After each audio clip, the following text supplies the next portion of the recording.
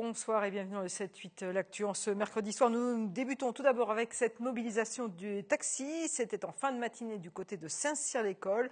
Vous le savez, depuis quelques jours, le conflit qui oppose les chauffeurs de taxi aux véhicules de tourisme avec chauffeurs, les VTC, provoque une forte mobilisation. Et ce, malgré la nomination d'un médiateur, Thomas Thévenoud, qui dirigera une mission de concertation. Alors pour faire simple, les taxis et les VTC ont les mêmes clients, mais pas les mêmes règles. Par exemple, contrairement aux taxis, les VTC ne peuvent pas prendre de clients à la volée. Et depuis mercredi dernier, le décret instaurant le délai de 15 minutes a été supprimé par le Conseil d'État. Alors sur le département, sachez que les autorisations de stationnement, autrement dit les fameuses licences, se négocient à partir de 100 000 euros pour les taxis, alors que l'enregistrement d'un véhicule de tourisme ne coûte que 100 euros. Pour ces chauffeurs yvinois que l'on a vus sur ces images assez remontées, les VTC, c'est tout simplement la mort annoncée des taxis. On travaille déjà à la réservation. Donc si en plus vous faites rentrer ce genre de transport, vous allez créer tout de suite une concurrence déloyale vis-à-vis ne serait-ce déjà que l'achat de l'autorisation de stationnement. Et puis de l'autre côté, au niveau de la clientèle, elle ne sait plus faire la différence entre un chauffeur et un VTC. Donc voilà pourquoi le chauffeur de taxi, aujourd'hui, nous demandons à ce que l'État, une bonne fois pour toutes, légifère ce travail à la demande. Et les taxis yvinois prévoient de manifester ce vendredi sur Paris. Une page culture pour continuer, c'est ce mercredi que débute l'exposition Street Art au musée de la ville de Saint-Quentin en Yvelines, une exposition dans le cadre de la 3e saison Pulsations urbaines, consacrée cette année aux 30 ans du hip-hop sur le territoire. Alors baptisée Street Culture Saint-Quentin, elle s'intéresse naturellement au hip-hop, mais plus largement aux autres cultures comme le skate, la danse ou le graphe. Jusqu'au 28 juin, à travers l'exposition, le musée donne la parole aux street artistes du territoire qui ont accepté de témoigner de leur univers de création, leur philosophie de rue, comme nous l'explique Lucie Sauvageau. Elle est chargée de l'action culturelle au musée de la ville. Cette culture-là est une culture importante sur le territoire, pas seulement à Saint-Quentin en Yvelines, mais c'est une culture qui est souvent pas assez reconnue et elle mérite qu'on en parle. C'est une culture qui est aussi connue pour ses aspects des fois qui peuvent dégrader ou voilà, qui peuvent être nuisibles, des nuisances sonores pour ce qui est des skateurs, nuisances pour les graffeurs qui taguent parfois. Mais c'est aussi une culture qui a des valeurs vraiment propres, qui sont importantes et revendiquées à la fois de se débrouiller soi-même, mais aussi du respect de l'autre. De la valeur par la compétence et pas par ce qu'on est ou par la valeur sociale. C'est des choses qui sont très importantes pour les hip-hoppers et qu'on a voulu traduire dans cette exposition. Allez, on continue, on va parler culture et loisirs avec vous, Fabrice Watts, bonsoir. Vous êtes le directeur d'exploitation de France Miniature à Elancourt. Il n'y a pas de street art à France Miniature. Hein. Il n'est pas conseillé que les artistes viennent graffer les maquettes. Il y a quelques tags, on tag quelques wagons des trains qui circulent sur le parc. Ah d'accord, donc c'est dans un esprit artistique alors. On essaye de se rapprocher du paysage francilien et qui compte quelques tags sur ces wagons. D'accord, alors le parc de France Miniature existe depuis 22 ans. À la sortie de l'hiver, vous fermez pendant quelques mois et puis vous rouvrez. Vous allez rouvrir notamment ce samedi. Alors pourquoi d'abord le parc ferme-t-il ?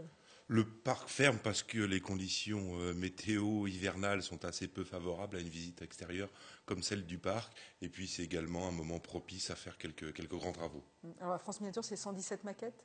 117 maquettes et 8 attractions. Alors qu'est-ce qu'on peut voir en gros ? C'est la France en petit ? C'est un petit résumé de la France, un résumé de la France sur une demi-journée. Alors des monuments très connus, la Tour Eiffel, Fort Boyard, et puis des monuments qui ont une notoriété plus régionale, mais qui ont une particularité architecturale qui font qu'ils représentent également la France. Alors en dehors évidemment du château de Versailles sur le département, il y a des monuments yvelinois Oui, le château de Breteuil, le château de Saint-Germain-en-Laye et le château de Versailles. Et le château de Versailles, oui, qui est incontournable. Hein. Incontournable, mais il n'était pas là au départ. À l'ouverture du parc, le château de Versailles n'est pas là, mais il y a une telle demande, y compris de la clientèle de proximité. Vous n'étiez pas, vous, à l'ouverture du... Non, j'y suis que depuis Et vous savez quels étaient les premiers monuments à l'ouverture ? Alors, il y avait plus de monuments à l'ouverture du parc. Le parc ouvre il y a 22 ans avec à peu près 150 maquettes, mais sans attraction.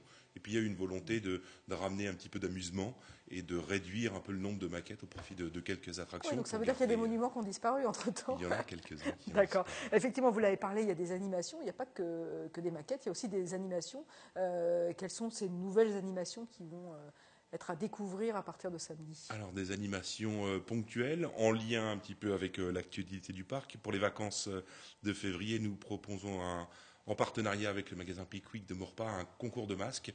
Vous aurez la possibilité du matériel pour faire des masques sur place ou repartir avec. Et puis une mise à disposition de jeux de société pour faire une petite pause à l'intérieur si le temps n'était pas clément, pour passer un petit peu de temps en famille ou voir affronter d'autres visiteurs. Donc ça, c'est du mercredi au dimanche en après-midi. Hein. Ça, c'est tous les jours des vacances de février, puis une autre animation sur 2 dimanches du mois de mars en partenariat avec EADS. C'est un ambassadeur de EADS qui viendra vous raconter l'espace, les satellites, les fusées, juste à côté de la maquette de la fusée d'Ariane. Donc là, pendant les vacances de février, carnaval, et après, on s'envole dans l'espace. Voilà, carnaval et jeux de société en même temps. Ça sera les dimanches 9 et 16 mars, et puis en avril, aussi des animations. En fait, il y a des animations tous les mois, comme ça. Tous les mois, oui. Avril, on parlera chocolat, on fera des petits ballotins. Les enfants fabriqueront des petits ballotins pour repartir avec. En mai, on est en train de préparer des animations autour de la magie. Le mois de juin, autour de la musique. Au mois de juillet, l'OPI et la découverte et la recherche d'insectes au milieu des maquettes. Alors, ce qu'on ne sait peut-être pas, c'est que le parc France Miniature fait partie du même groupe qu'un autre musée qui est prestigieux, qui est le musée Grévin, ou encore la mer de Sable. On se dit que pour faire vivre un parc comme le vôtre, il faut effectivement proposer des maquettes, mais on est obligé de proposer des animations, on est obligé de s'adapter. Aujourd'hui, oui, on est obligé de faire évoluer le produit pour proposer de l'amusement. La visite des maquettes, elle est un petit peu passive. C'est parfois un reproche que nous font nos clients. Et on est obligé de ramener parce que des fois, on aimerait bien toucher. Des choses à faire. Voilà, on aimerait bien toucher, mais c'est délicat de toucher. Les pièces, elles sont plutôt fragiles. Voilà, donc on a interdit de toucher, mais ça génère une certaine frustration. On sait bien, quand on a le dos tourné, on retrouve quelques visiteurs et ça fait des photos assez amusantes. Bah oui, c'est plutôt sympa de se retrouver au milieu du château de Versailles comme un géant. Château de Versailles, il y a beaucoup de gens qu'on retrouve à côté de l'Arc de Triomphe. Ouais. Ouais. C'est celui qui a le plus de succès, l'Arc de Triomphe. En photo interdite, oui. C'est vrai. Oui. C'est probablement un dont l'accès est le plus facile. D'accord. Combien de visiteurs chaque année à peu près 190 000 et puis une année 2013 un petit peu plus difficile, mais on espère dès 2014 retrouver cette vitesse de croisière un petit peu inférieure. À peu près 160 000 visiteurs, 20 000 visiteurs de moins. À votre avis, c'est quoi? C'est l'effet crise ou c'est le temps parce qu'il n'a pas fait beau sur les premiers mois de Il a fait assez moche jusqu'au printemps et puis certainement un effet de crise. Des études nous montrent qu'un Français sur deux fait quelques sacrifices au niveau de ses loisirs, les vacances ou pendant les petites sorties. C'est quelque chose que nous avons bien ressorti sur 2013. Le prix d'entrée du parc, je crois, est à 20 € pour les adultes, ça va être 14 € pour les enfants. Exactement. C'est vrai que c'est pas donné non plus. C'est pas donné, ça sont les prix sur place. Vous retrouvez notamment par le biais de notre site internet des billets tarifs enfants pour tout le monde, à la condition de réserver au moins 4 jours à l'avance. Et puis on démarche de nombreux comités d'entreprise, d'associations de personnel où on propose des billets à des prix légèrement inférieurs. Quel type de public vous accueillez? On a l'impression que c'est plutôt des familles. C'est très légèrement des familles sont la clientèle la plus nombreuse sur France Miniature, mais on retrouve aussi beaucoup d'adultes seuls qui viennent plus chercher le patrimoine, l'aspect culturel du parc, et puis à peu près 20% de la clientèle, ce sont des groupes d'enfants qui viennent dans le cadre de sorties scolaires ou avec le centre de loisirs. Alors là, je ne l'ai pas dit, mais cette année, au niveau des monuments, il n'y a pas de nouveauté. Il n'y a pas de nouveauté, non. On vient de terminer Carcassonne, qui était la grande nouveauté. Alors ça reste une maquette, ça a été un chantier un peu compliqué pour nous, et il vient d'être terminé.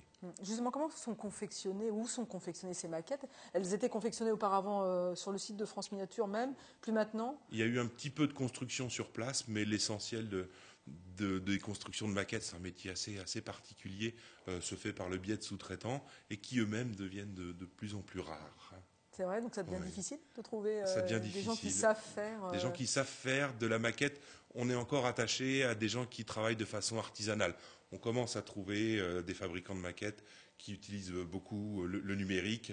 Alors, on continue, nous, à travailler avec plus des petits artisans qui apportent une maquette avec quelques oui, parce qu'il y a l'imprimante détails. 3D, donc c'est peut-être la révolution du monde de la maquette, ça, l'imprimante 3D. L'imprimante 3D, aujourd'hui, elle se limite à des petites pièces. Ouais, mais il y a aussi des grandes imprimantes, des grandes machines pour faire des grandes surfaces, mais c'est des choses très précises, très régulières, qui ne sont pas forcément le reflet de monuments fabriqués ou construits au Moyen-Âge. Il n'a pas la perfection à ce qu'on rendrait avec du numérique. En tout cas, elles sont réparées sur place. Elles sont réparées, elles sont entretenues sur place. 117 maquettes, vous le disiez. On a une rotation de rénovation d'à peu près 30 maquettes par an. Du coup, chaque maquette est rénovée tous les 4-5 ans maximum. D'accord, merci Fabrice Watz d'être venu sur le plateau du 7-8 L'Actu. Et je rappelle que le parc de France Miniature, pour ceux qui aiment les maquettes, ouvre à partir de ce samedi. Et puis votre parc n'est pas le seul à rouvrir ce week-end. Il faut croire que c'est mi-février, c'est la période des réouvertures. Le parc animalier de Thoiry, qui est fermé depuis le 12 novembre, ouvre également ses portes ce samedi à partir de 10h.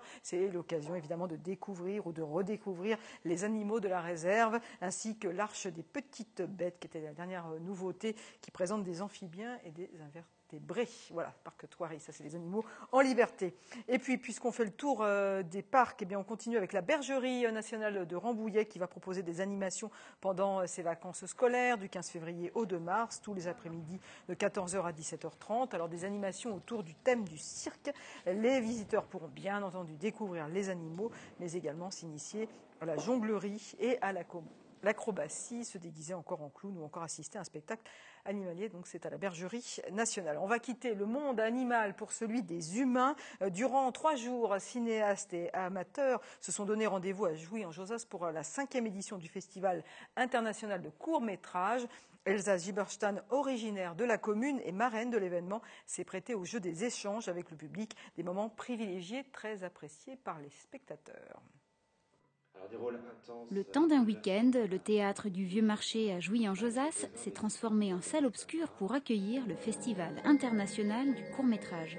Festival qui, depuis 5 ans, présente des films courts nommés aux César et aux Oscars.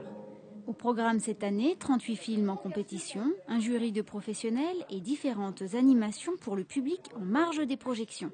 Ciné-concert, ciné-débat, ciné-conte notamment, ainsi que l'un des rendez-vous phares, la rencontre de cinéma avec des professionnels. Donner la possibilité au public vraiment de pouvoir poser les questions qui n'osent pas forcément poser, des choses qu'ils voudraient savoir. Et voilà, donc on a des invités comme Elsa Zilberstein, Julie Debona et Arsène Giroyen, donc ce sont les 3 invités d'aujourd'hui qui ont accepté l'invitation, qui ont accepté le jeu, entre guillemets, de pouvoir échanger avec le public. On est surpris de la réaction des gens, même des gens qui parlent, qui nous parlent. Ça fait vivre le cinéma, les gens aiment toujours vous rencontrer, savoir ce que vous faites. C'est toujours émouvant de rencontrer les gens. Ici c'est spécial, c'est symbolique pour moi, Jouy-en-Josas.